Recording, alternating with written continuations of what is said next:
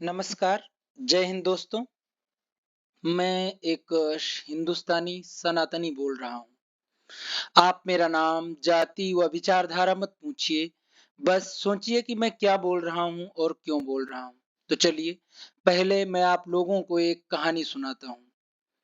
एक छोटी सी कहानी एक गांव की है, जिसमें सभी धर्मों के लोग एक संस्था में काम करते थे। उसी संस्था में काम करने के उद्देश्य से अपने प्रयास करते हुए एक नए व्यक्ति ने बाकी सभी काम करने वाले लोगों पर राष्ट्रद्रोही, धर्म विरोधी होने का एक प्रयास प्रारंभ किया कि वे सभी धर्म विरोधी और राष्ट्र विरोधी हैं, जो कुछ हद तक सही भी था।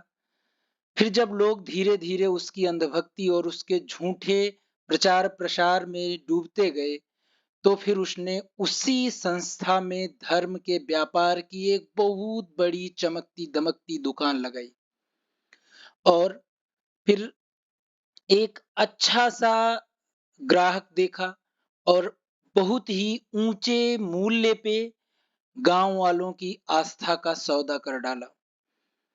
जब वो गाँव वालों की आस्था उनके पूर्व दिए गए समर्थनों के आधार पर बेच चुका था, फिर लोग अपने आप को ठगा हुआ महसूस कर रहे थे और जब उससे पूछने लगे कि भाई ये तुमने क्या किया?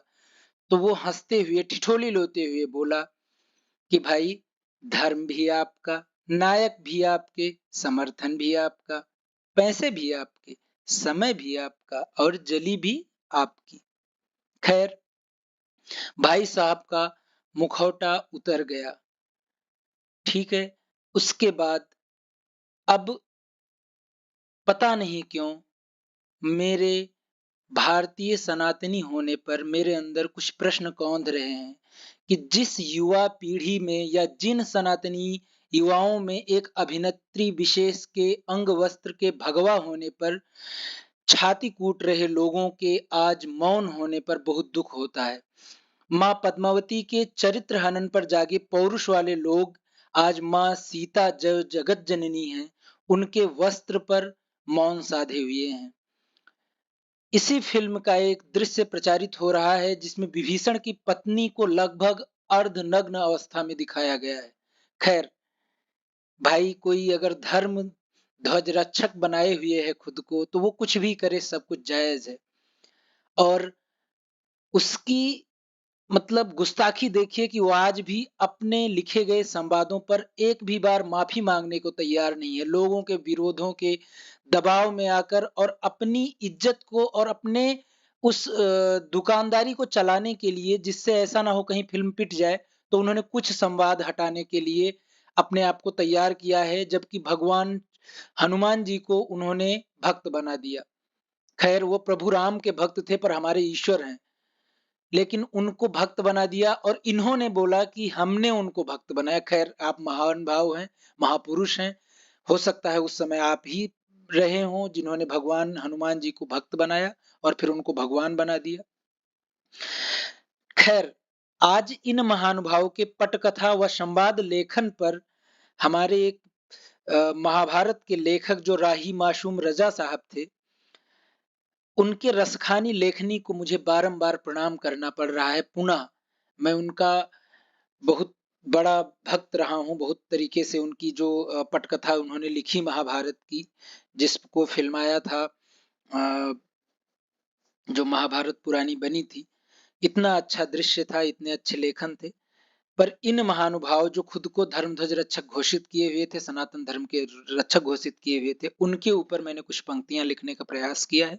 आप लोगों का ध्यान आकर्षण करना चाहूँगा, तो सुनिएगा कि बहुत धन कमा रहे हो ना, अब बहुत धन कमा रहे हो ना, खुद को ही खुदा बना रहे हो ना, बहुत धन कमा रहे हो ना, खुद को ही खुदा बना रहे हो ना, भक्त देवों के बने फिरते थे, अब देवताओं को ही भक्त बता रहे हो ना।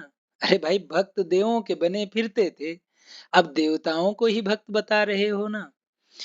इतनी भी बेवकूफी थी शायद ना काफी जो आपने की, इतनी भी बेवकूफी थी शायद ना काफी, श्री हनुमत पर एहसान जता रहे हो ना, श्री हनुमत पे एहसान जता रहे हो ना। कहते थे कि जिनमें थी 8 सिद्धि व 9 निधियाँ, जिन्हें 8 सिद्धि 9 निधि के दाता कहा गया। तो जिनमें थी 8 सिद्धियाँ व 9 निधियाँ, उन्हें बुद्धि से बच्चा बता रहे हो ना। थे सुघोषित ही बने तुम धर्म ध्वज रक्षक, थे सुघोषित ही बने धर्म ध्वज रक्षक, अपनी आसुरी शक्ति जगा रहे हो ना, अपनी आसुरी शक्ति जगा रहे हो ना।